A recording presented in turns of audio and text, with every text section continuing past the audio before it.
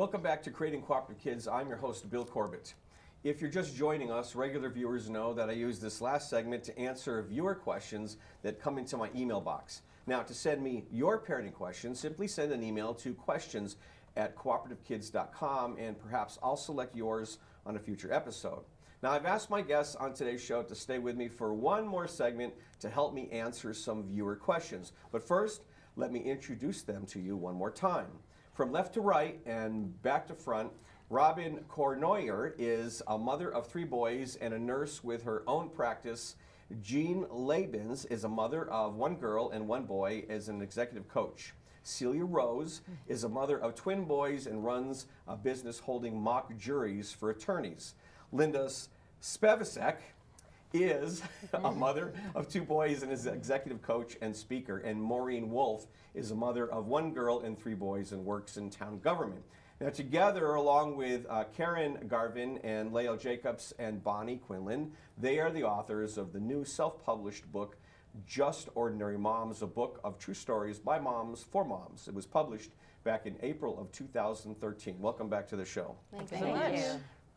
So I want to throw some questions at you because you have a lot of wisdom. Just curious to see what you say. But listen, no one expects you to be a parent expert for every single situation, but maybe some of these questions might have touched your life and you have a little bit of wisdom you can share. The first one is all about the fact that many of us are in the Oreo generation. They say that Oreo because we're raising kids and we're raising our parents and we're in the middle trying to run our lives or our businesses and trying to find our own purpose in life. So what about when it comes to taking care of our parents? Anybody have any suggestions on just some advice or wisdom on taking care of your own parents when maybe they're misbehaving or a little bit of a challenge? Well, I would love to share my thoughts on that, Bill, because I have a wonderful mom who's passed now, just recently over the past year, but it was difficult. I will tell you that she, was a bit of a handful in the years, in the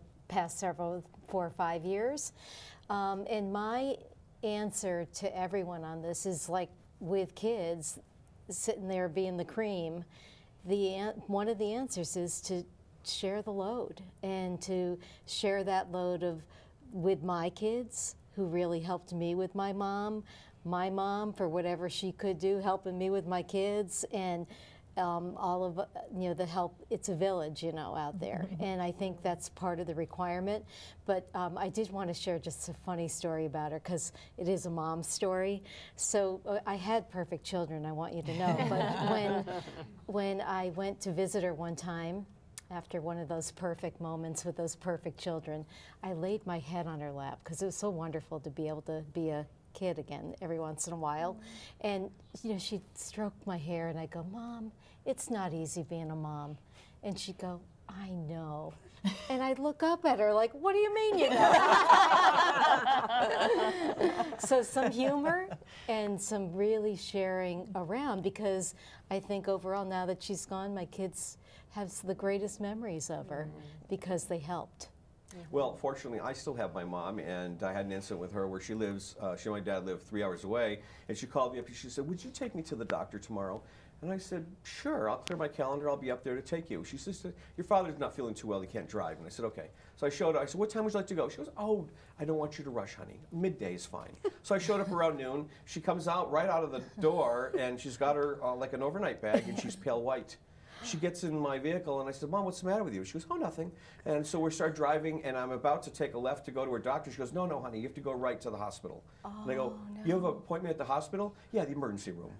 I go, "Mom, you knew yesterday you had an appointment in the emergency room?" "Yes, but I didn't want to bother you." Oh my goodness. And I says, "Mom," and so we got her an emergency, and she collapsed, But they don't want to put us out, and it's kind of difficult to deal with that, and just have to stay one step ahead of them, just like we do with our kids. Yep. Such a mother thing to do too, for her to last. Says be strong up until the time when she got everybody else taken care of, and then she gets to collapse. Right, and you've got to imagine she must have like angels around her, just trying to revive her, keep her, Teen boys oftentimes suddenly discover that their mom is a girl. Ew. and so it's classic to see a mom kind of put her arm around your son because you want to pull him close, and then he starts moving away from you. Just anybody have a quick tip on how to connect with teen boys? They're too smelly. Just don't even go near them. Let them go back in the room and play video games, right? I think if you feed them, that's a really good way to connect. Feeding is a great thing. Bake for them and their friends. That's how you show the love. And even, like as they get older, having teenage boys, if they were working somewhere, if you said, okay, let's meet for lunch, as long as food's involved, they'll meet you there. It's the greatest thing, food and boys. And then it's they a even great hug mixture. you after, you're... Maybe, especially if they get older, then they get past that stage. Okay, so do you believe in cooperation? Getting kids to cooperate as opposed to the obedience kind of perspective, you will obey me, rather than get them to cooperate. And if you do, of course I support cooperation, I'll say that up front. How do you obtain it? Anybody have any tips or tricks on how do you obtain a child's cooperation? Food. Food. And if you have young children, a huge sandbox is the best thing you can ever buy. A huge sandbox. They cooperate so well in that sandbox. Oh, so good. So teach them by example and let Huge them. sandbox, the biggest sandbox you can fit in your backyard. All right. So now this is gonna be a touchy one. iPhones. Your child, and I'm not going to say how old. Your child says, "I want an iPhone." You gotta wait till you can drive. What's that? You gotta wait till you can drive. So you can text and drive at the same time. So you can text. No. When you have a license, you can have a phone. Oh, that's a good guideline. So I've heard people say when you can pay for it on your own. That's a good we idea. we have friends that do the same thing. That kids saved up babysitting money or birthday money and were able to buy their phone. That's worked, and then the child really has something to look forward to. But it's also it can be a great lifeline, That's what I or think. not lifeline to be that serious, but just to have a way to communicate. And one of the things I actually love is that they may not answer the phone, and they certainly don't listen to their voice messages, but a text message from you comes into the phone, and they see it no matter what, so they got it. So I actually highly recommend maybe a text message phone only. At least one that texts. Yeah. All right, so this happened, I get these requests frequently. You discover your child landed on an adult website while using the computer. Thank God it wasn't your husband.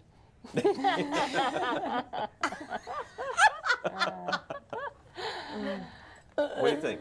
One of the things that I tell parents is, first of all, relax over it, because we don't want to go, like we talked about, going right to fear. Oh my gosh, and just they could have landed up because there's so much spam out there. But probably one of the things that I would suggest, might just want to tighten up controls. How did they get there? But the whole thing is to just relax over it rather than not punish, not get angry. Would you agree? Yeah. I think so. Just probably talk to them about. Talk to them. Yeah. Sure. It's kind of, that exploration is so normal, and they have that venue. I mean, it's hard to get real mad the first time. The first time. But the 10th time, maybe. Well, the problem is when we were all kids, our playground was usually in back of the elementary school. Yeah. But now the playground's the internet. Right. And we have to. That's a new issue. And it's a scarier place. It is. It is. All right. Let's go to the next one. My husband. Now these are real questions that come in. My husband sabotages my parenting as a mom. What can I do? That's a good What one. kind of advice do you have for moms whose husbands aren't on the same parenting team? This is one of those things you have to deal with behind closed doors. That's right. Because the last thing you want your kids to see is that you're on different sides of the issue. So arguing about it in front of them is really not good. harmful. Right. So I can remember times where I had to just grin and bear it in the moment, and then at a quieter time mention to my husband that That's a good suggestion. It really is. And that's what we That's a do good as well. suggestion. Yep. And today, I would say I was a traveling mom, and a little bit of a role reversal. My husband was home with the kids, and I'd be bringing the treats home on Friday from the the place and being the the parent that was like the disciplinary one in charge all week long. And so we had some talks behind closed doors about balancing that out a little bit, so that it didn't so that the disciplinarian didn't look so mean all the time. Right. A book that I'm working on is titled the 10 Irrefutable Truths About Children. And one truth that we've discovered, that we don't talk about it often, is that kids behave the worst in the presence of the female caregiver. in front of the female caregiver, and we've discovered why. Because the mom or the grandmother or the adoptive mom or foster mom seems to create this environment where it's safe, where the worst parts of you can come out. So this issue that we're dealing with is the child is throwing a fit or complaining or whining in front of the mom. Dad walks in the door and they're like, "Hi, Dad," and it runs to Daddy, and then now the mom's like, mad at him because he's like the hero, right? But it's all our own doing, is But what it's you're our own telling doing. us. Yeah. Now All you right. tell us. So we got time for one more here, and let me see how can we make the holidays coming up happier? Any quick tips on how to make the holidays happier with kids? Love it. Wanted the Thanksgiving one. Yeah, well, I saw about Thanksgiving and just teaching gratitude. It doesn't mean that you have to do anything grandiose. You can do it right in your own home.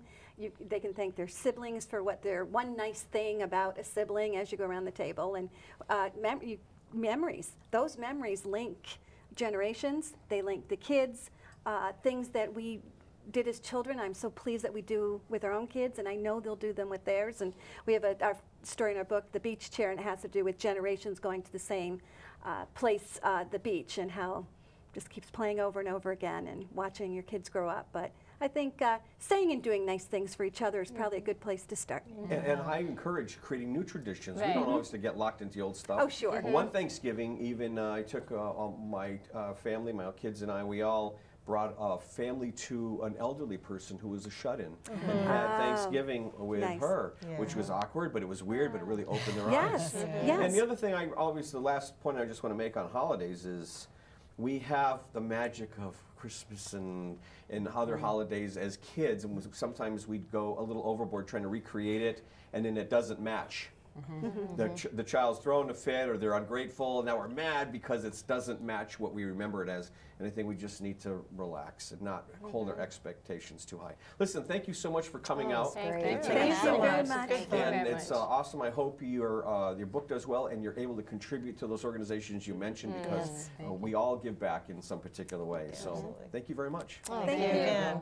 Bye-bye. Sometimes the best advice doesn't come from a behavior specialist. It comes from ordinary parents and moms who've traveled that road already. So on today's show, we met a group of ordinary moms who self-published the new book, Just Ordinary Moms, True Stories by Moms for Moms. They address many topics that parents deal with on a regular basis. I hope you'll tune in to future episodes of this program as I offer more tools to help you rebuild your parenting toolbox as an awesome parent or teacher. If you're watching this on DVD or online and you'd like to get it on your local public access channel, contact my office to find out how. Making the world a better place to live begins at home as engaged, encouraged, and masterful parents. I'm Bill Corbett, and I'll see you the next time on Creating Cooperative Kids. I'll go to sleep with the lights off tonight, even though I'm scared of the dark. I can lick that thing under my bed with one hand. I know I can. In my heart, I'm gonna be big.